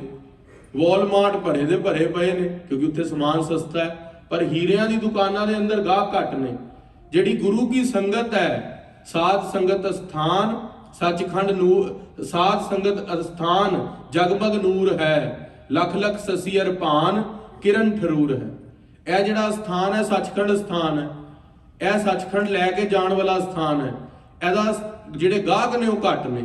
ਜਿਹੜੇ ਪਾਮਰ ਪੁਰਸ਼ ਸੀਗੇ ਉਹ ਭਾਈ ਗੁੱਜਰ ਨੂੰ ਕਹਿਣ ਲੱਗੇ, ਛੱਡ ਪਰੇ, ਅਸੀਂ ਕੀ ਕਰਨਾ ਦਸਵੰਧ ਦੇ ਕੇ, ਅਸੀਂ ਨਹੀਂ ਗੁਰੂ ਦੇ ਬਚਨਾਂ ਨੂੰ ਮੰਨਦੇ। ਗਹਿ ਕਰ ਪਾਏ ਨ ਪਾਏ ਸੋ ਬੇਰੀ। ਪਰ ਉਹ ਕਹਿੰਦੇ ਵੀ ਨਹੀਂ ਭਾਈ, ਬਈ ਤੁਸੀਂ ਸ਼ਬਦ ਮੰਨਿਆ ਕਰੋ, ਜਿਹੜੇ ਨਹੀਂ ਮੰਨਦੇ ਉਹ ਨਾ ਮੰਨਣ। ਤੇ ਭਾਈ ਗੁੱਜਰ ਜੀ ਦੇ ਕੋਲ 4-5 ਸਾਧੂ ਜਿਹੜੇ ਸੀਗੇ ਉਹ ਇਕੱਠੇ ਹੋ ਕੇ ਆ ਗਏ। ਉਹਨਾਂ ਦੇ ਕੋਲ ਕਿਸੇ ਨੇ ਗਲਤ ਮੁਕੱਦਮਾ ਪਾ ਦਿੱਤਾ ਤੇ ਮੁਕੱਦਮੇ ਦੇ ਅੰਦਰ ਸਰਕਾਰ ਨੇ ਹਥਕੜੀਆਂ ਬੰਦ ਕਰ ਲਿੱਤੀਆਂ। ਅੱਜ ਕੱਲ ਤਾਂ ਕੀ ਹੁੰਦਾ ਹੈ ਵੀ ਸਰਕਾਰਾਂ ਸੁਣਦੀਆਂ ਨੇ। ਪਹਿਲਾਂ ਕੀ ਹੁੰਦਾ ਸੀ, ਜੋ ਕਾਰਵਾਈ ਪਹਿਲਾਂ ਹਵਲਦਾਰ ਨੇ, ਜਮਾਦਾਰ ਨੇ ਕਰ ਦਿੱਤੀ, ਵੀ ਹਥਕੜੀਆਂ ਲਾ ਦਿੱਤੀਆਂ, ਮੌਤ ਦੀ ਸਜ਼ਾ ਦੇ ਦਿਓ ਬਸ। ਹੁਣ ਉਹ ਸਾਧੂ ਮਹਾਤਮਾ ਚੰਗੇ ਸੀਗੇ, ਕਿਧਰੇ ਰਾਤ ਨੂੰ ਦਾ ਲੱਗਿਆ, ਉਹ ਕਹਿੰਦੇ ਵੀ ਸਾਡੀ ਗਲਤੀ ਨਹੀਂ ਸੀ, ਸਾਡਾ ਧੱਕਾ ਹੋ ਗਿਆ। ਉਹ ਭੱਜ ਕੇ ਨਿਕਲ ਕੇ ਭਾਈ ਗੁੱਜਰ ਜੀ ਦੇ ਪਿੰਡ ਵੱਲ ਹੋ ਪਏ ਤੇ ਕੋਈ ਲੋਹਾਰ ਲੱਭ ਰਹੇ ਸਨ ਜਿਹੜਾ ਸਾਡੀ ਬੇੜੀਆਂ ਨੂੰ ਕੱਟ ਦੇਵੇ। ਉਹ ਸਾਧੂ ਮਹਾਤਮਾ ਭਜਨ ਬੰਦਗੀ ਵਾਲੇ ਕੋਈ ਲੋਹਾਰ ਲੱਭਦੇ ਲੱਭਦੇ ਭਾਈ ਗੁੱਜਰ ਦੇ ਪਿੰਡ ਪੁੱਜ ਗਏ। ਕਾਰਾਗ੍ਰਹਿ ਮਹਿਦੀ ਨਸਗੀਰੀ। ਉਹਨਾਂ ਨੂੰ ਕਾਰਾਗ੍ਰਹਿ ਦੇ ਅੰਦਰ ਰਾਤੀ ਜਿਹੜੇ ਹਕੂਮਤ ਨੇ, ਸਰਕਾਰ ਨੇ, ਮੁਗਲਾਂ ਨੇ ਵੱਜ ਦਿੱਤਾ ਸੀ। ਕਿਤਕ ਦਿਵਸ ਹੋਏ ਪ੍ਰਭੂ ਸਹਾਏ। ਤੇ ਕੁਝ ਕੁ ਦਿਨ ਬਾਅਦ ਉਹ ਸਾਧੂ ਮਹਾਤਮਾ ਦੀ ਪ੍ਰਮਾਤਮਾ ਨੇ ਸੁਣ ਲਈ। ਕਾਰਾਗ੍ਰਹਿ ਦੇ ਅੰਦਰੋਂ ਪ੍ਰਮਾਤਮਾ ਸਹਾਇਕ ਹੋਏ, ਉਹਨਾਂ ਦੇ ਭੱਜਣ ਦੀ ਵਿਧ ਬਣ ਗਈ। ਕਿਸ ਵਿਦ ਤੇ ਦੀਨੇ ਨਿਕਸਾਏ। ਉਹ ਰਾਤ ਨੂੰ ਹਨੇਰਾ ਦੇਖ ਕੇ, ਰਾਤ ਨੂੰ ਉਹ ਜਿਹੜੇ ਸਾਧੂ ਮਹਾਤਮਾ ਜਿਹੜੇ ਮੁਗਲਾਂ ਨੇ ਕੈਦ ਕਰ ਲਏ ਸੀ, ਉਹ ਸਮਾਂ ਜਿਹਾ ਦੇਖ ਕੇ ਬਾਹਰ ਆ ਗਏ ਕੈਦ ਚੋਂ, ਕਾਰਾਗ੍ਰਹਿ ਚੋਂ। ਅਰਧ ਰਾਤ ਮਹਿ ਸੋ ਚਲ ਆਏ। ਅੱਧੀ ਰਾਤ ਨੂੰ ਭਾਈ ਗੁੱਜਰ ਜੀ ਦੇ ਪਿੰਡ ਆ ਗਏ, ਜਿਹੜਾ ਲਾਹੌਰ ਸੀ, ਗੁਰੂ ਅੰਗਦ ਦੇ ਪਾਤਸ਼ਾਹ ਦਾ ਸਿੱਖ। ਸ਼੍ਰਿੰਖਲ ਤਿਨ ਕੇ ਪਾਏ ਨ ਪਾਏ। ਉਹਨਾਂ ਦੇ ਹੱਥਾਂ ਦੇ ਅੰਦਰ ਬੇੜੀਆਂ, ਪੈਰਾਂ ਦੇ ਅੰਦਰ ਬੇੜੀਆਂ। ਹੁਣ ਚੱਲ ਨਹੀਂ ਪਾ ਰਹੇ ਸੀਗੇ ਕਿਉਂਕਿ ਜਦੋਂ ਬੇੜੀਆਂ ਲੱਗੀਆਂ ਹੁਣ ਤਾਂ ਪੈਰਾਂ ਦੇ ਅੰਦਰੋਂ ਇੰਨਾ ਸਟੈਪ ਲੈ ਸਕਦੇ, ਜਿਵੇਂ ਆਪਾਂ ਕਹਿ ਲਈਏ ਬੇਬੀ ਸਟੈਪ ਲੈਂਦਾ, ਉਹਨਾਂ ਛੋਟੇ ਛੋਟੇ ਕਦਮ ਚੱਲ ਕੇ ਆਵਾਜ਼ਾਂ ਆ ਰਹੀਆਂ ਨੇ ਬਾਰ-ਬਾਰ ਹਥਕੜੀਆਂ ਦੀਆਂ। ਤੇ ਭਾਈ ਗੁੱਜਰ ਜੀ ਗੁਰੂ ਅੰਗਦ ਦੇ ਪਾਤਸ਼ਾਹ ਦੇ ਸਿੱਖ ਦੇ ਪਿੰਡ ਪਹੁੰਚੇ। ਗੁੱਜਰ ਨਾਮ ਲੋਹਾਰ ਆਵਾਸ। ਤੇ ਦੇਖਿਆ ਬਾਹਰ ਇਹ ਬੜੇ ਸਾਰੇ ਔਜ਼ਾਰ ਟੰਗੇ ਹੋਏ ਨੇ ਤੇ ਪਤਾ ਲੱਗਿਆ ਵੀ ਇਹ ਲੋਹਾਰ ਦਾ ਘਰ ਹੈ। ਤੇ ਉਹ ਕੁਦਰਤੀ ਭਾਈ ਗੁੱਜਰ ਜੀ ਦਾ ਘਰ ਸੀ। ਆਏ ਕਹਿਓ ਤਿਨ ਇਸਕੇ ਪਾਸ। ਉਹ ਸਾਧੂ ਜਿਹੜੇ ਸੀਗੇ 4-5 ਜਿਨ੍ਹਾਂ ਨੂੰ ਕਾਰਾਗ੍ਰਹਿ 'ਚ ਬੰਦ ਕੀਤਾ ਸੀ ਸਰਕਾਰ ਨੇ ਬੇਲੋੜਾ ਹੀ, ਕੋਈ ਕਾਰਨ ਨਹੀਂ ਸੀਗਾ, ਉਹਨਾਂ ਦੀ ਗਲਤੀ ਵੀ ਨਹੀਂ ਸੀ, ਉਹਨਾਂ ਨੂੰ ਜੇਲ੍ਹ 'ਚ ਬੰਦ ਕੀਤਾ ਹੋਇਆ ਸੀ। ਉਹ ਰਾਤ ਨੂੰ ਭੱਜਣ 'ਚ ਕਾਮਯਾਬ ਹੋ ਗਏ ਤੇ ਸਿੱਖ ਦੇ ਘਰ, ਗੁਰੂ ਅੰਗਦ ਦੇ ਪਾਤਸ਼ਾਹ ਦੇ ਘਰ, ਭਾਈ ਗੁੱਜਰ ਦੇ ਘਰ ਦੇ ਬਾਹਰ ਆ ਕੇ ਫਰਿਆਦ ਕੀਤੀ। ਪ੍ਰਭ ਨਮਿਤ ਦੇਹ ਬੰਧਨ ਕਾਟ। ਕਹਿੰਦੇ ਹੇ ਗੁਰੂ ਦੇ ਸਿੱਖਾ, ਅਸੀਂ ਤੇਰੇ ਅੱਗੇ ਹੱਥ ਬੰਨ੍ਹਦੇ ਆ, ਤੈਨੂੰ ਪਰਮਾਤਮਾ ਦਾ ਵਾਸਤਾ ਹੈ, ਕਿਰਪਾ ਕਰਕੇ ਸਾਡੀ ਬੇੜੀਆਂ ਖੋਲ ਦੇ, ਬੇੜੀਆਂ ਕੱਟ ਦੇ ਆਪਣੇ ਤਿੱਖੇ ਔਜ਼ਾਰਾਂ ਦੇ ਨਾਲ। ਤੁਝ ਕੋ ਹੋਏ ਨਾ ਜਮ ਕੀ ਬਾਟ। ਤੇ ਉਹ ਸਾਧੂ ਭਜਨ ਬੰਦਗੀ ਵਾਲੇ ਸੀਗੇ, ਕਹਿੰਦੇ ਤੈਨੂੰ ਜਮਾਂ ਦੀ ਫਾਹੀ ਨਹੀਂ ਪਏਗੀ, ਤੂੰ ਸਾਡੀ ਇੱਥੇ ਦੀ ਆ ਬੰਧਨ ਕੱਟ ਦੇ। ਤੇ ਉਹ ਸਾਧੂ ਕਮਾਈ ਵਾਲੇ ਸੀਗੇ। ਪਰ ਭਾਈ ਗੁੱਜਰ ਜੀ ਸੁਨ ਕਰ ਸੁਖ ਚਿਉਰੀ ਦੇ ਵਿਸਾਲਾ। ਹੁਣ ਉਹ ਸੁਣ ਕੇ ਗੱਲ ਡਰ ਗਏ ਕਿਉਂਕਿ ਕਿਸੇ ਦੇ ਹੈਂਡਕਫ ਹੋਏ ਹੋਣ, ਸਰਕਾਰ ਨੇ ਉਹਨੂੰ ਹਥਕੜੀਆਂ ਲਾਈਆਂ ਹੋਣ ਤੇ ਅਸੀਂ ਉਹਦੀ ਹਥਕੜੀਆਂ ਖੋਲੀ, ਅਸੀਂ ਬਰਾਬਰ ਦੇ ਦੋਸ਼ੀ ਹੋ ਗਏ ਬਈ ਕੋਈ ਬੰਦੇ ਨੂੰ ਸਰਕਾਰ ਨੇ ਬਾਝਿਆ ਤੇ ਅਸੀਂ ਉਹਨੂੰ ਰਿਹਾ ਕਰਾ ਰਹੇ ਹਾਂ। ਤੇ ਉਹ ਮਨ ਦੇ ਅੰਦਰ ਹੁਣ ਦੁਚਤਾਈ ਆ ਗਈ, ਮਨ ਦੇ ਅੰਦਰ ਆ ਗਿਆ ਵੀ ਜੇ ਇਹਨਾਂ ਨੂੰ ਛੱਡਿਆ ਮੇਰਾ ਸਾਰਾ ਪਰਿਵਾਰ ਹੀ ਕੋਲੂ 'ਚ ਪੀੜ ਦੇਣਾ। ਕਿਉਂਕਿ ਪਹਿਲਾਂ ਸਰਕਾਰ ਸੁਣਦੀ ਨਹੀਂ ਹੁੰਦੀ ਸੀਗੀ, ਜੇ ਕਿਸੇ ਦੀ ਮਦਦ ਕੀਤੀ ਹੈ ਉਹ ਚੰਗਾ ਮਾੜਾ ਹੈ, ਜੇ ਉਹਨੂੰ ਸਰਕਾਰ ਨੇ ਹਿਰਾਸਤ 'ਚ ਲਿੱਤਿਆ, ਜਿੰਨੇ ਮਦਦ ਕੀਤੀ ਹੈ ਉਹਨੂੰ ਨਾਲ ਹੀ ਮਾਰ ਦਿੰਦੇ ਹੁੰਦੇ ਸੀਗੇ। ਸੋ ਭਾਈ ਗੁੱਜਰ ਜੀ ਸੋਚਣ ਲੱਗ ਪਏ, ਜੇ ਮੁਝ ਜਾਨ ਲਹੇ ਮਹਿ ਪਾਲਾ। ਜੇ ਸਰਕਾਰ ਨੂੰ ਪਤਾ ਲੱਗ ਗਿਆ ਮੈਂ ਇਹਨਾਂ ਦੀ ਬੇੜੀਆਂ ਕੱਟੀਆਂ ਨੇ, ਕਹਿਲਾ ਹੈ ਸਗਰੋ ਪਰਵਾਰ ਤੇ ਮੇਰਾ ਸਾਰਾ ਹੀ ਪਰਿਵਾਰ ਇਹਨਾਂ ਨੇ ਕੋਲੂ ਚ ਪੀੜ ਦੇਣਾ ਹੈ। ਜ਼ਾਲਮ ਬੜੋ ਕਰਾਵਹਿ ਮਾਰਾ ਤੇ ਜ਼ਾਲਮ ਮੁਗਲ ਬਹੁਤ ਨੇ, ਉਹ ਬਹੁਤ ਮਾਰ ਦੇਣਗੇ ਮੇਰੇ ਪਰਿਵਾਰ ਨੂੰ ਵੀ ਤੇ ਮੈਨੂੰ ਵੀ ਤਸੀਹੇ ਦੇਣਗੇ। ਤਰਾਸ ਪਾਏ ਕਰ ਬਹੁਰ ਵਿਚਾਰਾ ਤੇ ਡਰਦੇ ਡਰਦੇ ਹਿਰਦੇ ਦੇ ਅੰਦਰ ਬਹੁਤ ਵਿਚਾਰਾਂ ਚੱਲ ਪਈਆਂ, ਹੱਥਕੜੀਆਂ ਕੱਟਾਂਗੇ ਨਾ ਕੱਟਾਂ। ਕਿਉਂ? ਕਿਉਂਕਿ ਗੁਰੂ ਅੰਗਦ ਦੇ ਪਾਤਸ਼ਾਹ ਦਾ ਬਚਨ ਵੀ ਹੈ ਨਾ, ਕੋਈ ਸਿੱਖ ਗਰੀਬ ਆ ਜਾਵੇ ਤੇ ਉਸ ਤੋਂ ਮਾਇਆ ਨਹੀਂ ਲੈਣੀ ਤੇ ਉਹਦਾ ਕਾਜ ਕਰ ਦੇਣਾ। ਹੁਣ ਇਹ ਗਰੀਬ ਵੀ ਨੇ ਤੇ ਸ਼ਰਨ ਵੀ ਆ ਗਏ ਨੇ ਤੇ ਇਹਨਾਂ ਦਾ ਕਾਜ ਵੀ ਕਰਨਾ। ਹੁਣ ਇੱਕ ਪਾਸੇ ਗੁਰੂ ਦਾ ਉਪਦੇਸ਼ ਹੈ, ਇੱਕ ਪਾਸੇ ਸਰਕਾਰਾਂ ਦਾ ਡਰ ਹੈ। ਜਦੋਂ ਇਹ ਸਰਕਾਰਾਂ ਦਾ ਡਰ, ਇੱਕ ਪਾਸੇ ਗੁਰੂ ਦਾ ਉਪਦੇਸ਼, ਇਹ ਗੁਰਸਿੱਖ ਦੇ ਹਿਰਦੇ ਦੇ ਅੰਦਰ ਸੱਜੇ ਤੇ ਖੱਬੇ ਤਕੜੀ ਦੇ ਅੰਦਰ ਤੋਲਣ ਲੱਗ ਪਏ। ਦੋਨੋਂ ਡਿਸੀਜਨ ਨਹੀਂ ਬਣਾ ਪਾ ਰਹੇ ਭਾਈ ਗੁੱਜਰ ਜੀ। ਗੁਰ ਮੁਝ ਪ੍ਰਤ ਉਪਦੇਸ਼ ਉਚਾਰਾ ਗੁਰੂ ਪਾਤਸ਼ਾਹ ਨੇ ਮੈਨੂੰ ਗੱਲ ਕਹੀ ਸੀਗੀ, ਬਈ ਤੂੰ ਇੱਕ ਜਿਹੜਾ ਸਿੱਖ ਹੈ, ਕੋਈ ਗਰੀਬ ਤੇਰੇ ਕੋਲ ਲੋੜਵੰਦ ਆ ਜਾਵੇ ਉਹਦੀ ਮਦਦ ਕਰ ਦਵੀਂ। ਰੱਬ ਨਮਿਤ ਕਾਰਜ ਕਰ ਦੀਜੈ ਇਹ ਸਾਧੂਆਂ ਨੇ ਮੈਨੂੰ ਕਹਿ ਵੀ ਦਿੱਤਾ ਮੇਰੀ ਹੱਥਕੜੀਆਂ ਕੱਟ ਦਿਓ, ਨਹੀਂ ਬਿਲੰਬ ਕਿਸੀ ਵਿਧ ਕੀਜੈ। ਤੇ ਸਾਧੂ ਕਹਿਣ ਲੱਗ ਪਏ ਕਿਰਪਾ ਕਰਕੇ ਕੱਟ ਦੇ, ਇਸ ਤੋਂ ਪਹਿਲਾਂ ਖੋਜ ਆ ਜਾਵੇ। ਤੇ ਉਸ ਤੋਂ ਬਾਅਦ ਭਾਈ ਗੁੱਜਰ ਜੀ ਨੇ ਮਨ ਦੇ ਅੰਦਰ ਪੱਕਾ ਨਿਸ਼ਚਾ ਕਰ ਲਿਆ, ਕਹਿੰਦੇ ਗੁਰੂ ਦੀ ਬਚਨ ਜੋ ਹੈ ਉਹ ਕਮਾਇਆ ਜਾਵੇ, ਜਾਨ ਜਾਂਦੀ ਹੈ ਤਾਂ ਜਾਏ। ਸੋ ਨਹਿ ਛੋਡਾਂ ਹੋਏ ਸੋ ਹੋਏ ਆਖਣਾ ਕਰੋ ਜੀ ਸਤਨਾਮ ਸ੍ਰੀ ਵਾਹਿਗੁਰੂ। ਕਹਿੰਦੇ ਗੁਰੂ ਦਾ ਜਿਹੜਾ ਬਚਨ ਹੈ ਉਹ ਨਹੀਂ ਛੋੜਾਂਗਾ, ਭਾਵੇਂ ਮੇਰੀ ਜਾਨ ਚਲੀ ਜਾਏ, ਮੇਰੇ ਪਰਿਵਾਰ ਦੀ ਜਾਨ ਚਲੀ ਜਾਏ, ਗੁਰੂ ਦੀ ਖੁਸ਼ੀ ਜ਼ਰੂਰ ਲਵਾਂਗਾ। ਸੰਤ ਕਹੇ ਲੋਕਨ ਸੁਖ ਦੋਏ ਸੰਤ ਨਾਲੇ ਕਹਿੰਦੇ ਨੇ, ਬਚਨ ਕਰਦੇ ਨੇ ਦੋਨਾਂ ਲੋਕਾਂ ਦੇ ਸੁਖ ਪ੍ਰਾਪਤ ਹੋਣਗੇ। ਤੇ ਸੰਤਾਂ ਦੇ ਬਚਨ ਸੁਣ ਕੇ ਬਚਨ ਦੇ ਉੱਤੇ ਭਰੋਸਾ ਕਰ ਲਿਆ। ਇਮ ਵਿਚਾਰ ਕਰ ਬਿਲਮ ਨ ਕੀਨ ਇਸ ਤਰ੍ਹਾਂ ਵਿਚਾਰ ਕਰਕੇ ਦੇਰੀ ਨਾ ਕੀਤੀ, ਉਹਨਾਂ ਦੀਆਂ ਹੱਥਕੜੀਆਂ ਕੱਟਣ ਦੇ ਲਈ ਭਾਈ ਗੁੱਜਰ ਜੀ ਤਿਆਰ ਹੋ ਗਏ। ਉਠ ਤਤਕਾਲ ਕਾਟ ਕਰ ਦੀਨ ਜ਼ੋਰ ਦੇ ਹਥੌੜਾ ਮਾਰਿਆ ਤੇ ਛੈਣੀ ਦੇ ਨਾਲ ਹੱਥਕੜੀਆਂ ਕੱਟ ਦਿੱਤੀਆਂ, ਪੈਰਾਂ ਦੀਆਂ ਸਿੰਖਲਾਂ ਕੱਟ ਦਿੱਤੀਆਂ, ਬੇੜੀਆਂ। ਆਸ਼ਿਕ ਦੇਤ ਗਏ ਨਿਜ ਦੇਸ਼ ਉਹ ਸਾਧੂਆਂ ਨੇ ਦੋਨੇ ਹੱਥ ਸੀਸ ਦੇ ਉੱਤੇ ਰੱਖੇ, ਪਤਾ ਨਹੀਂ ਕਿਹੜੇ ਧਰਮ ਦੇ ਸੀਗੇ, ਪਰ ਹਿਰਦੇ ਜੋ ਅਸੀਸ ਨਿਕਲੀ ਕਿ ਤੇਰਾ ਲੋਕ ਤੇ ਪਰਲੋਕ ਸੁਹੇਲਾ ਹੋਵੇ, हे ਗੁਰੂ ਕੇ ਸਿੱਖਾ ਤੈਨੂੰ ਮੁਕਤੀ ਪ੍ਰਾਪਤ ਹੋਵੇ। ਉਪਜਿਓ ਇਸ ਕੇ ਗਿਆਨ ਵਿਸ਼ੇਸ਼ ਤੇ ਹਿਰਦੇ ਦੇ ਅੰਦਰ ਗਿਆਨ ਦੀ ਪ੍ਰਾਪਤੀ ਹੋ ਗਈ ਕਿਸੇ ਦੀ ਅਸੀਸ ਦੇ ਨਾਲ। ਜੋ ਗਿਆਸੂ ਜਿਹੜਾ ਸੀ ਮੁਮੋਕਸ਼ੂ ਬਣ ਗਿਆ। ਇੱਕ ਨਾਈ ਤਿੰਗਾ ਚੱਲ ਆਇਓ। ਸੋ ਖਾਲਸਾ ਜੀ, ਇਸ ਪ੍ਰਕਾਰ ਭਾਈ ਗੁੱਜਰ ਜੀ ਨੇ ਆਪਣਾ ਜੀਵਨ ਗੁਰੂ ਕਾ ਬਚਨ ਕਮਾ ਕੇ, ਸੱਚੇ ਪਾਤਸ਼ਾਹ ਮਹਾਰਾਜ ਨੇ ਜੋ ਉਪਦੇਸ਼ ਦਿੱਤਾ ਸੀ ਬਈ ਗਰੀਬਾਂ ਦੀਆਂ ਸਹਾਇਤਾ ਕਰਨੀ, ਉਹਨਾਂ ਤੋਂ ਧਨ ਨਹੀਂ ਲੈਣਾ, ਜਪਜੀ ਸਾਹਿਬ ਦਾ ਪਾਠ ਕਰਨਾ, ਦਸਵੰਧ ਗੁਰੂ ਨੂੰ ਦੇਣਾ, ਪਿੰਡ ਦੇ ਅੰਦਰ ਧਰਮਸਾਲ ਬਣਾ ਕੇ ਭਜਨ ਬੰਦਗੀ ਕਰਨੀ, ਉਹ ਸਾਰੇ ਹੀ ਬਚਨ ਕਮਾ ਕੇ ਅੰਤਲੇ ਵੇਲੇ ਸੱਚਖੰਡ ਨੂੰ ਗਏ। ਹੁਣ ਅਗਲਾ ਪ੍ਰਸੰਗ ਭਾਈ ਧਿੰਗਾ ਜੀ ਦਾ, ਉਹ ਅਗਲੇ ਪ੍ਰਸੰਗਾਂ ਦੇ ਅੰਦਰ ਕਥਾ ਵਿਚਾਰ ਕਰਾਂਗੇ। ਸਮੇਂ ਦੇ ਲਿਹਾਜ਼ ਦੇ ਨਾਲ ਸਮਾਪਤੀ ਹੈ ਜੀ।